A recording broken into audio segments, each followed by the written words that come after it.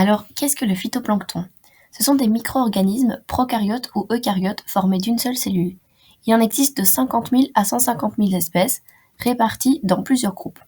On peut trouver par exemple les algues bleues ou cyanobactéries, les diatomées, les coccolithes, les chrysophycées ou encore les dinoflagellés.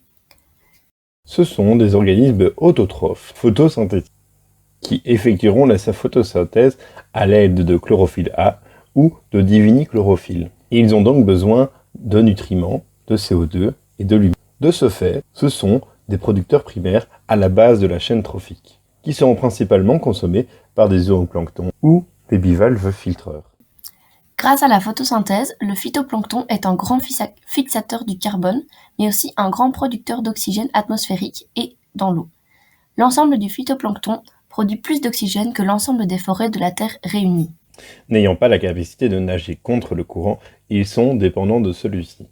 D'ailleurs, grâce aux courants marins qui effectueront un phénomène d'érosion sur le plancher océanique, celui-ci leur apportera en surface des nutriments.